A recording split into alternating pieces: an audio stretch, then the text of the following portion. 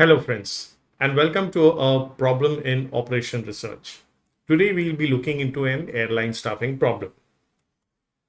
The problem is problem number 3.410 from the book Operation Research, the 11th edition of Frederick S. Hillier. The author is Frederick S. Hillier. The problem is as follows. You have an airline company, it adds more flights in an hub. Now, since more flights have been added, you require more agents to service the customers. Well, if you have to keep extra agents, you have to make a research on how many agents do you require per shift. So the management consultants to the airline, they have come up with such a table where what they found is from 6 a.m. to 8 a.m., the minimum number of agents that you require are 48. The time period is mentioned in the left and the minimum number of agents required is mentioned in the right. From 8 a.m. to 10 a.m., you require minimum 79 agents and so on and so forth till you go to the bottom. In the midnight, you require, that is from midnight to 6 a.m., you require minimum 15 agents. These agents will come in shifts. The first shift starts from 6 a.m. and ends at 2 p.m. The second shift starts at 8 a.m. and ends at 4 p.m. The third shift starts at 12 noon and it ends at 8 p.m. The fourth shift, it starts at 4 p.m. and ends at midnight. Then you have the last shift, of course, which is the fifth shift, which starts at midnight and ends at 6 a.m. in the morning. If the agents are called in the first shift, they have to be paid $170 for the entire day. Well, if they are called in the second shift, that's $160. In the third shift, it's $175. In the fourth shift, it is $180. And in the fifth shift, it is $195. Now, how do you formulate this problem? The variables are x1, x2 up till x5, where x is the number of agents called in a shift. So x1 is the number of agents called in shift number 1. x2, number of shifts called in, number of agents called in shift number 2. And that goes on till x5. The objective function is z is equal to 170x1 plus 160x2 plus 175x3 plus 180x4 plus 195x5. Now, what is the objective function? Objective function is the equation which you want to minimize. So here we are interested in minimizing the cost. So the cost for the first shift obviously is 170. That is the payment that you have to give to the agents for the entire shift per day, multiplied by the number of agents called, that is x1 in the first shift. To that you add 160 x2, which is where 160 is nothing but the cost required to call the agents in shift number 2, and x2 is the number of agents called in shift number 2. And this, of course, gets added through all the shifts. Now, what are the constraints in the problem? The first constraint is that the number of agents called in shift number 1 should be greater than equal to 48. We get these values. Now, the table is again copied down at the bottom of the screen. You can see at the bottom right of the screen. So, the minimum number of agents, as we can see here, from 6 a.m. to 8 a.m. should be 48. So x1 should be greater than equal to 48. The next constraint, of course, is x1 plus x2 should be greater than equal to 79.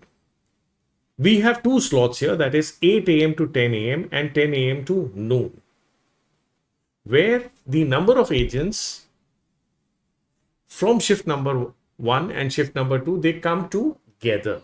They are together. Now, the requirement at 8 a.m. to 10 a.m. is 79 and that at 10 a.m. to 12 noon is 65. So we have to pick the greater of the two. So that's the second constraint. Now the third constraint is similarly reasoned out. So is the fourth constraint, fifth constraint, and all the constraints.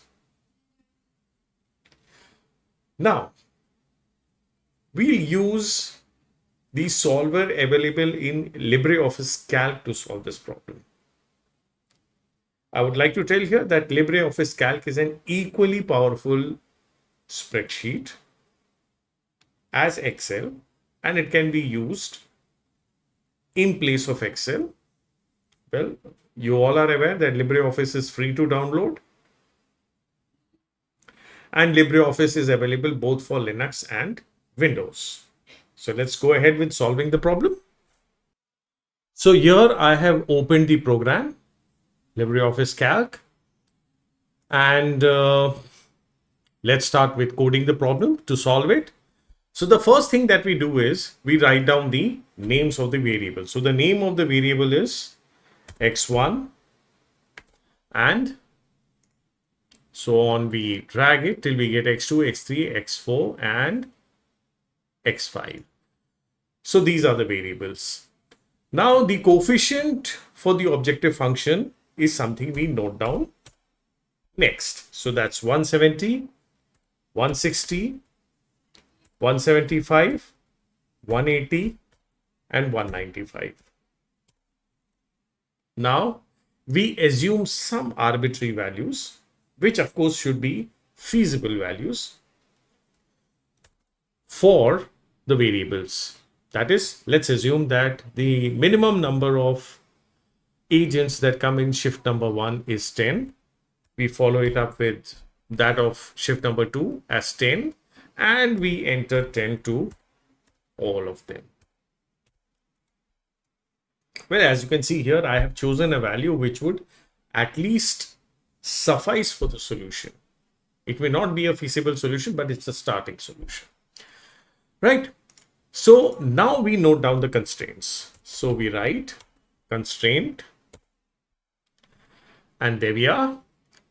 Now the first constraint, of course, is x1 greater than equal to 48. So under x1, we write 1, and we leave it blank, and then we come here and we do is equal to sum product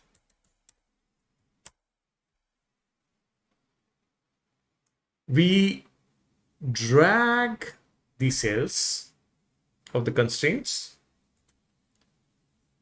then we drag the cells of the variables, close the bracket, then of course select the address for variables and press function F4. This makes the address absolute. Press enter. Similarly, now for all the constraints, we start adding 1 if the constraint is to be used.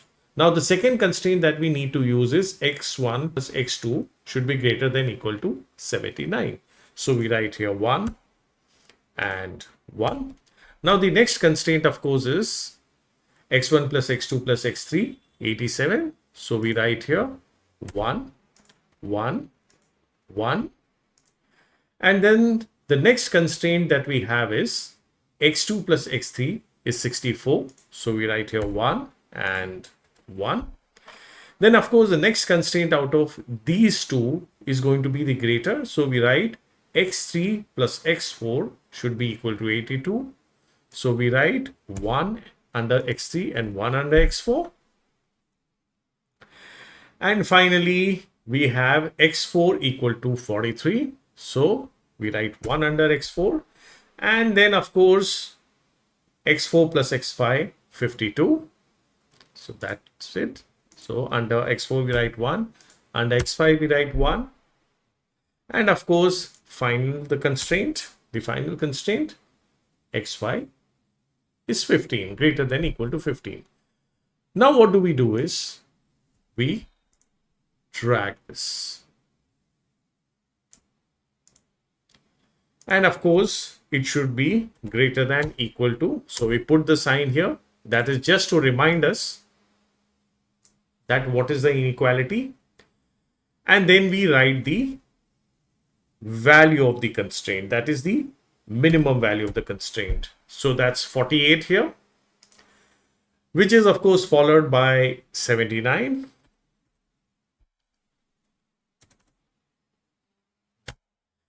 Then this gets followed by 87. Then of course this gets followed by 87, then 64, then 82. Out of 82 and 73. Then of course 43. Then this is followed by 52. And then finally we have 50. Now we are good to go. We can solve it. So for this, we go to Tools.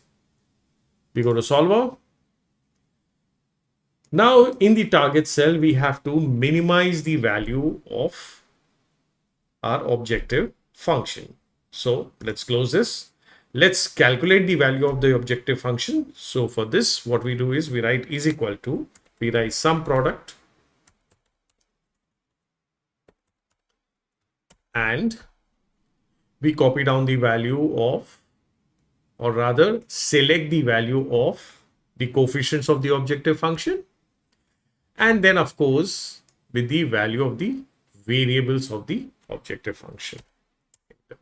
Now this is the calculation or the value of the objective function for the values that we have assumed for the variables. Now let's again go to Solver. We need to minimize this value, so we select it. Let's be sure we select this. So we select minimum here. By changing cells, we select these cells because these are the cells that need to be worked upon to get the final value. Then these are the limiting conditions that we have to enter. So the limiting conditions in the left hand side, you have to select the calculated value of the limiting conditions. Then you have to select the operator. In the operator, we select the greater than equal to. And then afterwards, we have to select the value of the constraint. That is the limiting value of the constraint. We are pretty much done. Now let's click solve and we are done. Now we can see here we have got our results. 48 in the first shift, 31 in the second shift, 39 in the third shift, 43 in the fourth shift, and 15 in the fifth shift. An interesting feature in this problem is that if you come to noon to 2 p.m. Well, this is noon to 2 p.m. As you can see here, you have x1, x2, and x3. The minimum requirement is 87, but the solution gives us that the value will be 180. Note here, we have mentioned here, the calculation has been done as per the constraints that these are the minimum number of agents required. So the value can, of course, come higher than that. But the final solution will be such that it will be the minima of the value. Now, why does it happen that you have 118 here? You have to remember one thing, that it cannot be exactly equal to the constraints. Though in cell number 1, cell number 2 here, and then in these cells too, if you find that the constraints have been met, they are equal, but here it is higher. Now this happens, why? Because here you need to understand the constraint is difficult to satisfy, since this has to satisfy the addition of numbers of 3 shifts. What if we make this constraint strict, or choose this constraint in such a way that the number should be equal to 87? Can it be done on the solver? The answer is yes. But I won't do it. I want you to do it. Why don't you solve it and put the answers in the comment? Well, friends, that was all about how we use Libre Office Calc solver to solve a rather complicated problem in linear programming. Remember, these problems, such kind of problems in linear programming cannot be solved using paper, pen, and calculator. You have to use computers to solve it. Excel, Libre Office Calc, they are good tools to solve simple to fairly complicated academic as well as business problems in linear programming. They're quite powerful. Always remember, linear programming wouldn't have been the choice of business and academics to solve problems in operation research had it not been for computers. So it is always a good idea to learn to use computers to solve linear programming problems and familiarize yourself and be business or academic ready. That was all I had to say. If you like my video, do subscribe it and do like it too. Give it a thumbs up and do share this video with all your friends. I have put a similar video using Excel Solver. It is available in my playlist. Without taking more time of yours, goodbye friends. Have a great time.